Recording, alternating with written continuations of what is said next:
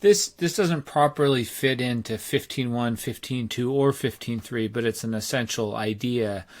And so I like to kind of get a little ways into it. It's always tough because there are a few 15.1 homework questions that people are already struggling with, and I kind of wait until I'm a little ways in till we're ready for this. But this is about setting up word problems. They're not really word problems, but they're problems presented in the way you'd probably encounter them.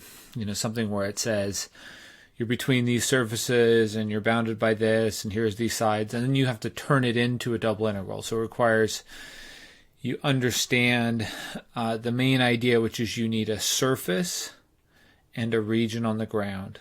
That's the thing I've been trying to kind of hound on. And then once you have it set up, then you do all the integration and decide how you want to do the bounds and that stuff. So this is sort of the things that happen before you're ready to use the techniques of 15.1, 15.2, and 15.3.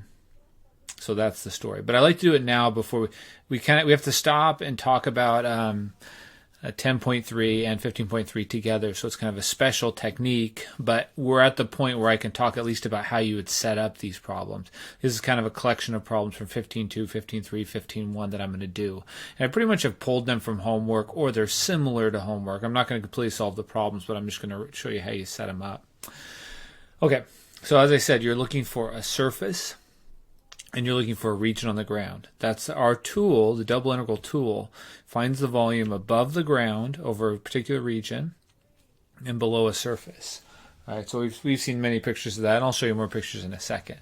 So your first job would be to find the surface, find the integrand, the thing that goes inside the double integral. And then your second job is to draw the region. But there's a couple steps that might help you if you find yourself stuck or confused about which one. So today all I'm going to do is do a few setup problems, and then I'll do kind of a cool problem I like to do about finding the volume of a swimming pool, and then we'll peek at the homework a little bit. So this is kind of an interesting lecture in structure, but I think one that you will find valuable, I hope. Okay, so it doesn't have to be z. Z does not have to be our output variable. If you take Math 324, we'll play around with what our output variable may be, whichever one's the easiest to solve for, or there's the fewest of, and there'll be some ideas. But in this course, z is always our output variable. I think that's consistent through all the homework, and I'll keep it the same. So let's say you're solving for anywhere you see a z, solve for it. That's your function. Even if it's not by itself, you know, if somebody gives you 10 plus z equals x, that's not going to scare you because you'll just write it as z equals x minus 10, and there's your function. There's something that describes height. Okay, so that's sort of uniform in all that we're doing. Sometimes there will be two z's, and we'll do an example like that in just a second, and that means there's two surfaces. And so you're finding the volume between two surfaces.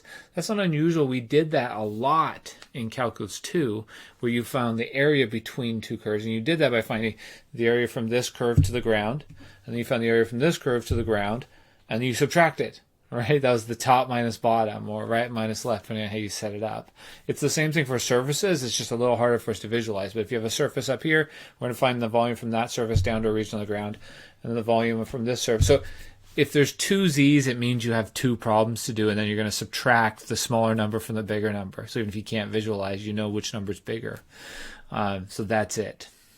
If there were three z's, now we're in trouble, because we'd have to think there'd be a lot more visualizing. We would need some software maybe to help us, or some better. You have to find where all those surfaces intersect. So there's more work to be done there. I don't think we have anything like that. Okay, but there are a couple in your homework that have two z's, and you go, oh shoot, I have two problems to do, and then I'll subtract the results. Hopefully that kind of makes sense. And then talking about regions, that's the big part that we just have been talking about. That's why I have to wait for this discussion until we're here. We'll graph the region in the xy plane. Often they give that to you outright. They'll give you a bunch of constraints. They'll give you a bunch of equations that have only x's and y's, and we'll graph all those. Sometimes when that's done, you go, hold on, there's not. You'll do all what I just said, and you'll get here, and then you'll say, wait a second, that does not give me a region. There is no boundary. So sometimes the surface itself hits the ground. And when it does, we have to find the intersection of our z's. Either the z's with each other if there's two z's, or the z's with the ground, so when z is 0. And sometimes that we'll find, hey, the surface actually hits the ground right here, and that gives us our region. Okay, so there's some of the little issues that come up. It's not a lot, the two z's and what to do if the surface actually hits the ground. Those are the things. All right. More things can happen in general. There's a lot more variety in 3D, but this is the worst we're going to encounter. Okay, so let's say you're reading a question. So it also, the other thing is, when you're talking about a 3D shape, it has lots of sides. If you think about a dice, there's 6 sides, right? So it takes, just to describe a cube in 3D or a rectangular box, you'd have to describe 6 things. There would be 6 different planes bounding it. And so in general, there can be lots of equations. So there's a little bit of, I find students just kind of gloss over. And they go, what? There's 1, 2, 3, 4, 5 equations. I give up. But I think if you follow my recipe, there's no giving up. It actually is a piece of cake. So this is one of these, the students that trust me and do what I say, this goes really smoothly. The students that too many equations scare them, they're in trouble. So I hope you're in that first group that heeds my advice. All right, this is the same thing as always. You've heard me say this before, but what do I want and what am I given? And I don't let anything else distract me when I'm doing these problems. Okay, so find the volume enclosed by this and these planes. There's a plane, there's a plane. That's actually a plane too, because if you were to graph that and extend it, it looks like a plane. Ooh, a lot of stuff to think about, but not really. There's the z's. And this is z equals 0, which is the ground. Okay, so you have this. And you can try to do it yourself, but usually the very first thing I do is I write this and I fill in that spot, and it requires really no thought. It's where are the z's? So you put that right there. If you want to do a separate one with z equals 0, you can, but you don't need to because it's just 0. So there we go. There's step 1. Wasn't so bad. And so you can sort of peek ahead as I do more of these problems. That part's easy because that's the only thing that describes the height in this problem. Now we got to describe the region on the ground. So then you come over here. The very next thing you do is this. So I've really started to lay out the recipe for how to do this. You fill that in, you draw this. You fill that in, you draw this. That's it every single time.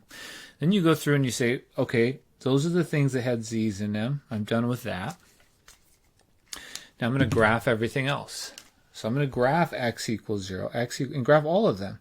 X equals 0 is that side, all the points where x is 0. Then I'm going to graph y equals 2. And this is in 3D, this is a plane coming up, but all I care about is the region on the ground. So I'm just going to draw this on the ground. I'm going to draw y equals 2. There's y equals 2. This is not so bad. Then we're going to draw y equals x. The mistake students make is they'll draw too much stuff, or they'll, what I sometimes tell students in calculus 2 is once you've drawn everything, if it did not mention the x-axis, erase it, or erase it in your mind. And then it's clear there's only one boundary. Sometimes people get that the extra axis they drew included even though it wasn't mentioned. There's the region. I don't know, I find that with this kind of plan of attack, these just set up so nicely. All that was scary about that is not scary at all. They gave you, this is like a perfectly stated question. There was no confusion, but it can be scary if you're just saying, there's so many equations, I'm scared. Okay, so I hope that helps. Then you switch gears to setting up. So this is always kind of step 1 of any applied problems. What's the region on the ground? What's the surface? And then how do I want to set it up? And normally for this part, when I'm doing this lecture, I don't worry about setup, but since I have a little more time in this video, I'll just briefly do what we've been doing in 15.2. This is one we can set up, and you can do it in one of 2 ways, and so I'll just do it really quickly. You'd have to find that intersection. You'd say that's 2, 2, and you'd have 2 ways of setting it up. You could set it up this way. You could say, all right, hit the buzzer when I get to the region. So I'm doing it in terms of x. That's 0. Keep going until my pen completely leaves the region. That's 2. And those are x values. And that's if you fix x first. And if you fix x first and think about it this way and tell someone to start mowing the lawn, they're not going to start mowing the lawn until they get to there. And then they'll go this way. So you need to give that range of values, which would be y equals, so now you need to say y equals what? Y equals the top, which is 2, y equals the bottom, which is x. I know you're still kind of making sense of that, probably watching this video, but that's it. That's one way to set up that region. The other way, which is equivalent and gives you the same answer, is if you went the other way and said y is between 0 and 2. It's just coincidence they're the same. And you fix y first. And then you say based off of y. It's bad for me to do this in the same picture, but I'm going to. Based off of y, if you want to mow the yard this way, when do you start? You start right away, x equals 0. And you go all the way up at here to x equals y. So this needs to be the balance for x, 0 to y. So this is easy to get mixed up on, but if you follow what I've been doing, it's a very organized way of thinking about these problems. Those are the two sort of sets of inequalities in those orders that describe it. Those are the two ways you could set that up, and then you integrate. I'm not going to focus on integration here. That's something you should be practicing. But you can see it's kind of a three-step process. The setup, how I want to describe the region, and then compute, compute, compute. You wouldn't do both these. You would do one unless you wanted to check your work. Okay, so now we're starting to get the full picture of where we're going. Hope that kind of is getting us going. So when you get to 15.3, it's going to be the same thing. The only thing that's different is how we sort of set up and evaluate at the end. Okay, so 15.1, 15.2, 15.3 are all the same question. Okay, find the volume below this thing, it's a paraboloid, and above the xy plane. Okay, so this one's tougher since they go, there's very little information, but I'm going to trust Dr. Lovelace and follow the recipe. Okay, step 1, do this. And it's from 15.3, so we don't know how to evaluate it yet, but we do know how to set it up. There's the z, 18 minus 2x squared minus 2y squared. Then you do this. That's how every single volume question starts. What's my surface? What's the region on the ground? So we're starting to get this. Here's where you go here and you go, uh-oh, there are no x, y equations given. And this is when students say, now I'm really stuck. They did not tell me the bound on the ground. It must be implied. And there is another z here. The xy plane is z equals 0. So this is where I'm saying that must mean that these two things hit, or else it doesn't make sense, or else it doesn't actually confine a solid. So the next job, that's where this comes into play, is to find where this intersects with the other bounding curve, which is z equals 0. So you have a little job to do. And that would give you 18 minus 2x squared minus 2y squared equals 0, which we then try to simplify. That's going to give me x squared plus y squared is 9 after some simplifying. Hey, that gives me another equation to draw. And that's important. That tells you that it hits the ground. I'm going to show you some visuals of this in a second. It's a circle of radius 3.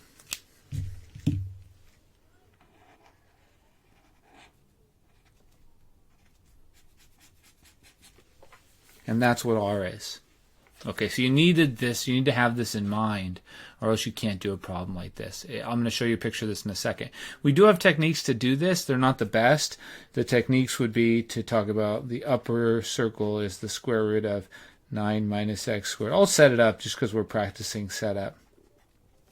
So here's if you do it sort of the bad way. If you do it in terms of x, the smallest x you get is -3. The biggest x you can get is 3. For any given x, the bottom is negative square root of 9 minus x squared. The top is the square root of 9 minus x squared.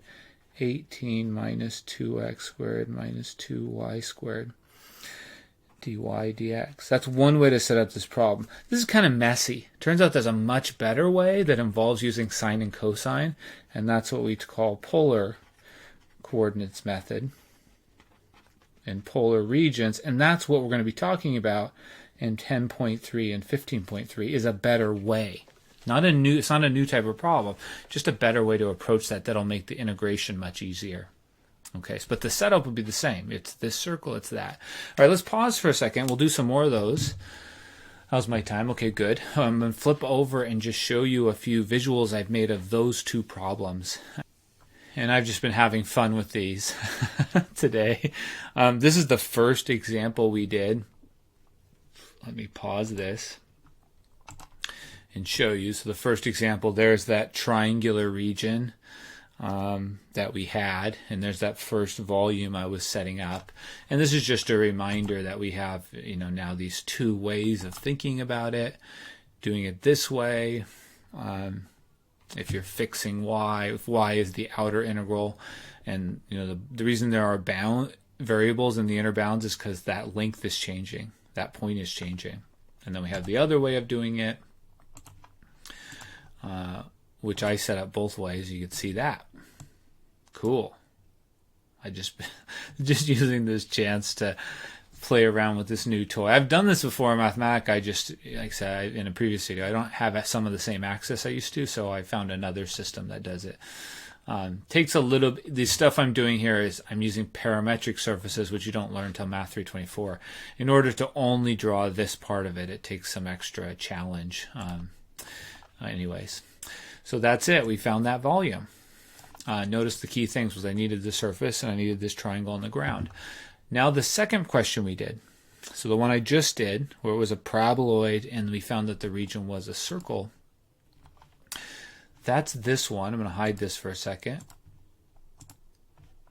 So if we were just going to do this problem, this is what we would have gotten. There's that paraboloid. And this is where you would have said, I don't understand why they didn't give me a region. They just said the volume below this and above the ground. And that's because the surface itself determines the boundary. Do you see that? Because it hits the ground. You can see it down there. And so where does it hit the ground? It hits the ground to form a circle of radius 3. You can see it. Let's get rid of this. There's that circle. That's where it hit the ground. So we still were doing the volume above a region and below a surface. It's just we had to find the region by using the surface. So that's what happens. That did not happen in that last problem.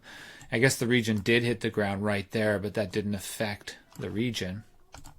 But here it was clear there was something missing, and it was this region on the ground. The cool thing when we do polar coordinates is we're going to do this a fundamentally different way. We're going to find the volume this way. And this is part of the next lecture, but rather than doing it with x fixed or y fixed, we're going to, for a given theta, for a given angle, we're going to find that area, which is pretty cool. I just thought I would, that's really not for today, but that's what we're going to do in 15th. That'll be our third option. Either do x and then y, or y and then x, or do polar. And polar looks at it in this fundamentally different way that works really well for circular regions. Okay, so that's fun. Fun to do that. All right, so let's kick out of that and get back to this. So again, find your z's, draw your given xy's, and if that doesn't clearly state the problem, then draw where the z's intersect, where the z hits the ground, or if there's multiple z's. Okay, so let me throw some harder ones at you. So the hardest questions probably are these two. Find the volume of the solid enclosed by, it actually says a hyperboloid of two sheets and this plane. And this says the volume enclosed by a cone and a sphere. So like I said, that's overwhelming for some students. But even if it helps if you can visualize, but if you can't visualize, you can blindly trust Dr. Lovelace. I won't lead you astray. That's what you're doing. Okay, so let's do this and see. And then I will show you some pictures of those since I'm having fun with pictures today. So when you go to do this one, it is good to know some of these shapes, that this is a hyperboloid of two sheets, and the side view of that is this. So it does make it easier if you're remembering 12.6, but that's beside the point. We need to find our z's. There's a z right there. There's a z right there. Oh shoot, there's multiple z's. That means I have multiple problems to do. If you solve for z, which is the first thing you should do, you get 22 plus x squared plus y squared, and you get z equals plus or minus the square root of 22 plus x squared plus y squared. This is where it really does help if we at least know what they mean when they say a hyperboloid of two sheets. I mean, if you have something like z equals 5, and you have hyperboloid of two sheets, and it's talking about the volume between them, we're not talking about the negative one, because it's not, the negative one is not even, doesn't touch z equals 5. So you do have to think about it a little bit. And really, you don't need the negative. But you do have these two z's. Z equals the square root of 22 plus x squared plus y squared, and z equals 5. Let's say we can't even do that. Let's say we did not know it was plus or minus. No big deal. Solve for all your z's.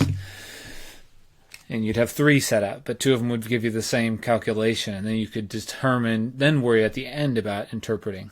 But however you do this, you have this you have to figure out, which is 5 dA. And we also are going to have to figure out this, the square root of 22. And if the plus or minus was too hard, then we might have another one with the minus. But the point I'm making is however many z's you have, those are your integrands. At the end, we're going to subtract. If you don't know which one's higher, wait till the end and just say, well, the bigger number, it must have been the higher one, and do the smaller number minus the bigger number. If you know ahead of time which one's bigger, then you can subtract, and you can even put the integrands together, 5 minus that, but there's no present for doing that. So step 1, solve for your z's, even if it's complicated. Step 2, draw this. Doesn't change. So I try to present these in as general way as possible so you have an approach for every problem. I try not to show you specialized techniques. I try to show you general techniques that work on all the problems. Okay. So sometimes students will say, hey, I have a faster way to do that than you. And I say, good, use it. But I have a way that will always work. All right, there you go. So let's do this. So here's where you get stuck. They did not give any XY equations. Oh no. So now we need to figure out when the z's intersect. These surfaces must hit each other or the question doesn't make sense, or else the data doesn't actually bound it. Okay, so now I'm going to find when these two things hit. 5 equals. Here's where, in my opinion, if you didn't know whether it was plus or minus, this would tell you it's got to be plus or those can't be equal. But I'm getting 25 is equal to 22 plus x squared plus y squared. I'm getting 3 is equal to x squared plus y squared. And it's yet again a circle problem. This time the radius is square root of 3. That's it. So even if I can't visualize, I need to compute this above that circle. I need to compute this above that circle. And then whatever 2 answers I get for those 2 volumes, I'm going to subtract and I'm done. It'll be easier to do with polar. But that's the idea. Notice, I could have done that without the explaining. If I had just solved for z's and plopped that in, did the intersection, we could have done that quickly, that setup.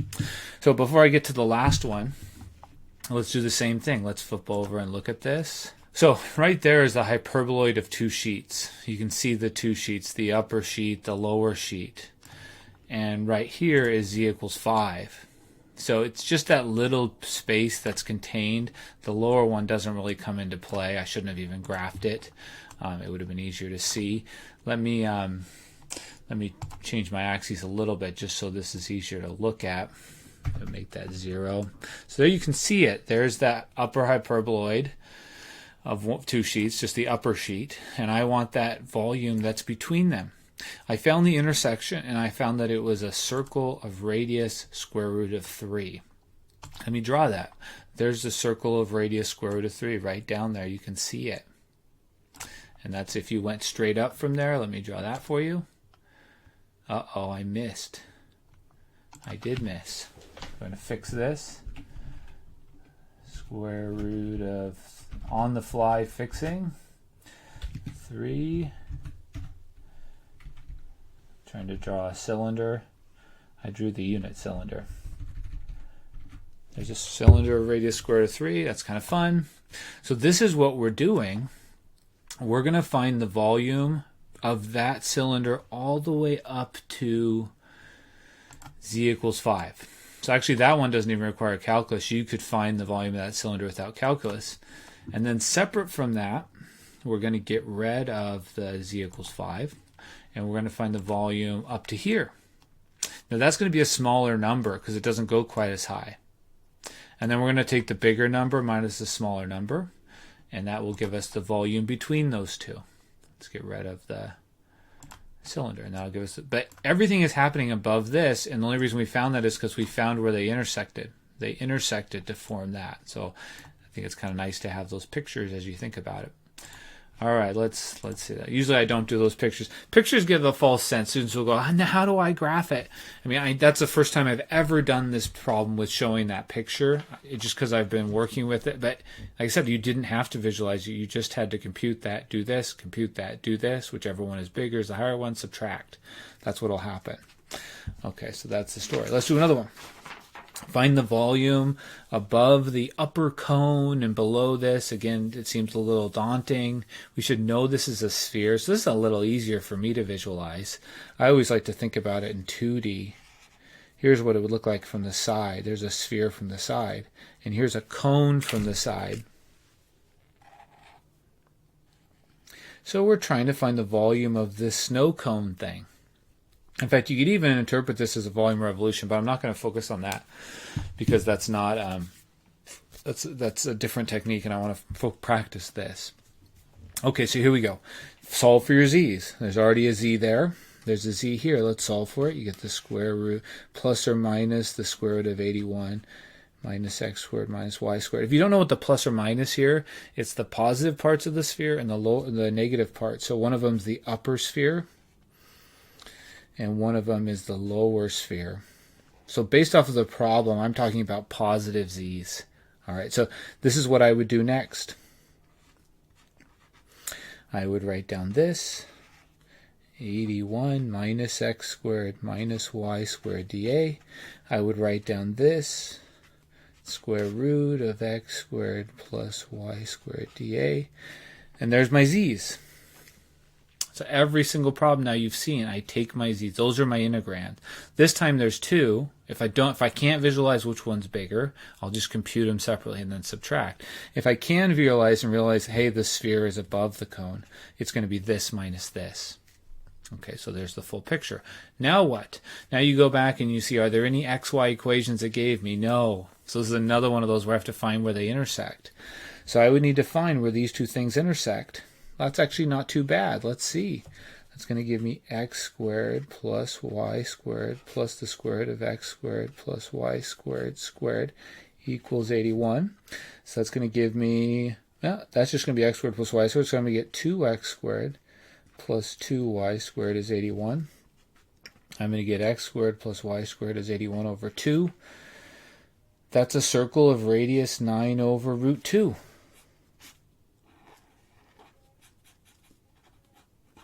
And again, this is in 15.3. In 15.3, there's a lot of problems that involve circles. I mean, there's a lot of real problems where you're doing the volume above a circle. That's why we need a special method. That's it. Once we know how to do those, we'll set this up, integrate. Set that up, integrate, and subtract. I have a visual for this one too. Like I said, of having fun with these visuals. You don't need a visual to do any of what I just did. You do the entire problem without the visual. But here's the visual of that solid right there that we're doing, a little snow cone thing. Again, if we had just set up the problem, let me do a couple little things. Let me make this a little bit bigger. Let's just say it's 9. So there's the cone if you extended it out. And then let me do this one. I'll make it a little bigger. 9. Oh, I don't know why it does seems to have trouble. This particular software has trouble when you get near the sides of the circle because it gets really steep. So if you were just to draw these, you would say, what is it talking about? The volume above the cone and below the sphere. Oops, I need to figure out where they meet first in order to do this problem. So I figured out where they meet as I did in the problem. I mean, I wasn't able to graph this until I'd solved the problem. I hope that you're sort of getting that. So having graphing software does not solve your problems. In fact, it makes the calculus even more important because without it, you can't really graph. So I found where they intersect, and it turned out that it was that thing on the ground there. That was the circle of that. And then we're going to split it into two problems. We're going to find that volume, the volume from there up to the sphere. Here's that. We're going to find that volume. So you can see it right there. And that'll be one of those double integrals. And then we'll get rid of that. And we'll find that volume. There it is right there. We'll find the volume under that and above that. And then we'll subtract. Big number minus a smaller number. And that'll be the volume between the two.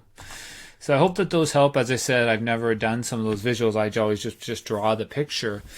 But that might be kind of fun to think of. So that's that story. So that's more time than I usually take on that. I do usually, just because I think it's fun. At this point, I feel like we're still, when you're in the beginning, you're just trying to get a sense, and I hope that what that does is I hope give you a better picture of what you're looking for in a setup problem. A surface and a region on the ground. A surface and a region on the ground. It's okay. So here's one. Many years ago, my father-in-law asked me to estimate the volume of a swimming pool. He had to tell the pool guy what it was. This is not his exact measurements. His pool had it was flat for a while and then went down. This is a sort of simplified version of it, what it was. But I always like to, here's an example, real world example. I'm a pure mathematician, so we used to always say, if it's applied, we're not interested. But I've changed over the years. I am much more interested in applied problems than I used to be. But anyways, it's fun to do this. So your swimming pool has the following shape.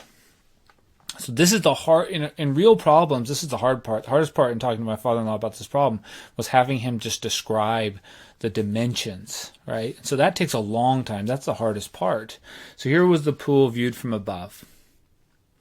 So they gave me this information. This is just kind of a problem for fun, but I think it's informative. So let's pretend this right here is z equals 0. So usually there's a step down into a pool, but let's just pretend this is z equals 0. And then when you go over here, it's 4 feet. Let's say there's a little marking on the side of the pool where it says it's 4 feet deep, and then it's 8 feet deep, and it just goes down at a constant rate. Okay, reasonable for a pool. And this, just to make this more interesting, so if I didn't make it more interesting, you could say, well, you don't need calculus for this. You still could make that argument, but here calculus, I think, makes it helpful. So here I said the pool has kind of an unusual shape, that it has this especially deep end over here. Like I said, I'm just trying to make up a problem where we get to do some of these things. There's one in your homework that's similar, that's like a circular pool that gets deeper in a similar way. Okay, so now the strategy is find a surface and find a region. This time they gave us the region. Everything is happening over this region, but they gave us the surface verbally. So I kind of leave this as an open-ended problem for students to think about. But let me put this together. So this is how I thought about it. And I realize now that I'm giving some of it away over here. So I'll just prepare it rather than work through it. But that's viewed from the bottom. Just goes, it's really a plane. It's a plane. If you were to look at it from the side, here's what it looks like. Right? That's the bottom of the pool. Here's the x-axis, here's the z-axis. And as you go over this way, it gets deeper. In fact, they even told me a couple points. They told me when this is 10, this is going to be -4. And when this is 20, this is going to be -8. Since this is just kind of a for fun problem, I'm not going to sort of build up a general method. Here's how you do every pool problem. I know people are going to email me about that. I just want you to think about it. How could you find something that does that? Hey, that kind of looks like a line. They gave me 2 points. I could find the slope. So down the road, if you're trying to find the volume of a pool, you could do that. You could find that equation that does that. The slope, if you're standing on the surface and you walk this way, the slope is 0, but if you walk this way, the slope is negative. It brings together a whole bunch of things we've done. Okay. In fact, the slope is -0.4. Every time you go over 10, you go down 4. That's that story. And it's a plane. And you can even write down the equation of the plane, the tangent plane. It goes to the point 0, 0. Slope in the x direction is -4. So I'm giving you many ways to think about it. However you think about it, I'm getting z equals -0.4x. And then you test your thinking if this was an important problem to you. Plug in 10, do you get -4? Plug in 20, do you get -8? Does it matter what y is? No. Okay, so that's it. That's my ground. Now, the way I'm setting it up, z's are negative. That means when I go to do my double integral, I'm going to get a negative value because I'm counting it as below the ground. If you wanted to treat that as positive, that's fine. But my answer is going to be negative whatever the volume of the pool is. I chose to set it up that way. You can choose to set it up differently. That's step 1. And you should know that was, here we go. We have r. We have -0.4x dA. That's it. Okay, so there's sort of a live problem. Then we need to describe the region. Would you rather do it as a top-bottom? If I do it as a top-bottom, the pattern changes for everything from here to here is between 0 and 25. But when you get over here, you've got this line that you'd have to find, and it switches. If you go this way, you're always the same way. It's the same pattern. So I would like to do it this way, okay, based off of y. So y is anything between 0 and 25, and then based off of y, it goes from 0 to that equation. So now I got to find the equation of that line. And that line goes through 20, 0, and it goes through 25, 25. Okay, that's what I did. I found the equation of that line. I rearranged it in the form I wanted. X equals this, which tells me how far it is from there to there. It's 1/5 of whatever y is plus 20. And now I've got everything I need. So then I set it up for all the y values from 0 to 25. You're going to walk, if you want to walk this whole pool, for y equals 1, you'd walk out to there. For y equals 2, you'd walk out to there. For y equals 3, you'd walk out to there. For y equals 4, you'd walk out to there. And I have the formula for where that is. So this will walk across the entire pool, every point on the pool, and then there's the depth. And I computed this, and I got negative 741.6 cubic feet. So I just find that as kind of an interesting question. But I made this here just now, so there's that pool. It's a little hard to see. It doesn't look that it, there we go. There's 20, there's 25 out there. And there's this pool, and we found the volume of that whole thing. That's it. Anyways, hope that's kind of interesting. So in all these applied problems, find your z, find your z, find your z. Ooh, this one has 2 z's, so you have 2 problems to do. You do the double integral of that one and the double integral of this one, and then draw the other stuff. This one, when you go to try to draw it, it's going to feel like there's not enough boundaries.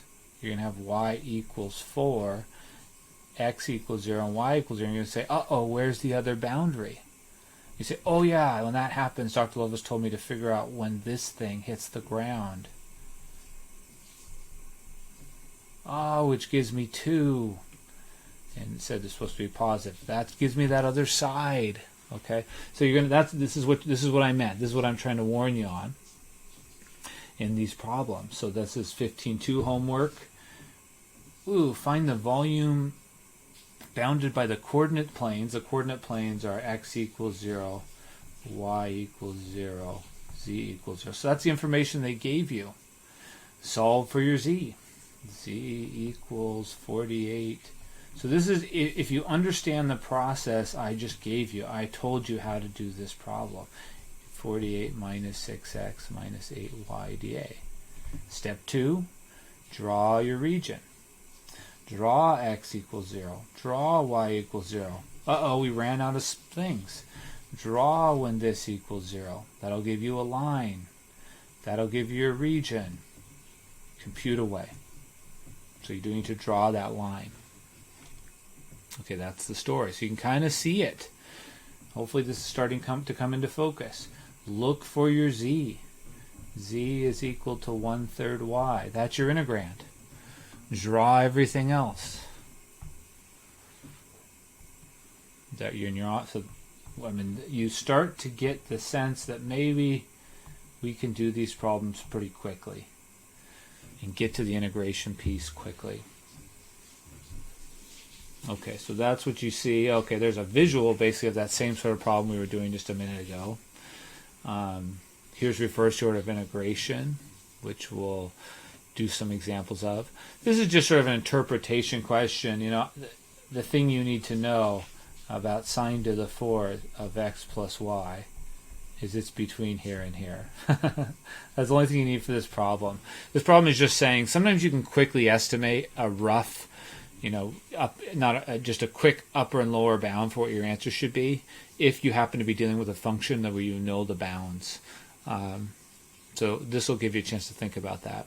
The highest the function ever gets is actually 2, because there's a 2 in there.